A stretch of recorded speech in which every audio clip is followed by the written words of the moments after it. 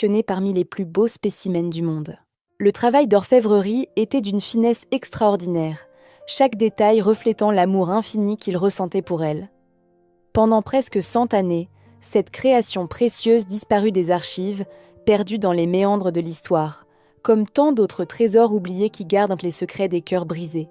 Les descendants de la jeune femme conservèrent l'objet en secret, le transmettant de génération en génération comme un héritage spirituel plutôt que matériel.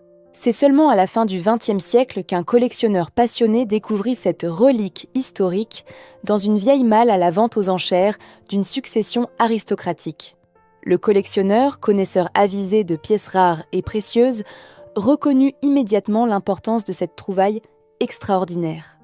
La valeur monétaire de cet objet était considérable, estimée à plusieurs millions d'euros, mais la véritable valeur résidait dans l'histoire d'amour transcendante qu'il représentait, dans la narration éternelle d'un dévouement qui avait traversé les siècles. Le symbolisme de cette histoire nous rappelle que le vrai luxe ne réside pas uniquement dans la possession de biens matériels ou de statut social privilégié, mais dans la capacité à aimer authentiquement et à être aimé en retour.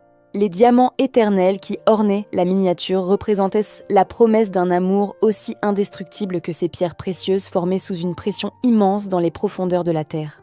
L'or qui composait l'objet symbolisait la noblesse de sentiment, la valeur inaltérable que le temps ne peut effacer. Les artisans qui ont créé ce bijou comprenaient que leur travail devait transcender la simple ornementation pour devenir un vecteur d'immortalité émotionnelle.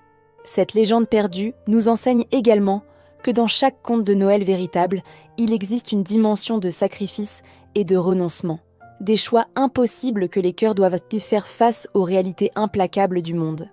C'est ce qui donne sa profondeur à ces récits, non pas le bonheur parfait et sans nuages, mais la beauté tragique d'un amour qui persiste malgré l'adversité et la séparation. Les grandes histoires du monde ne sont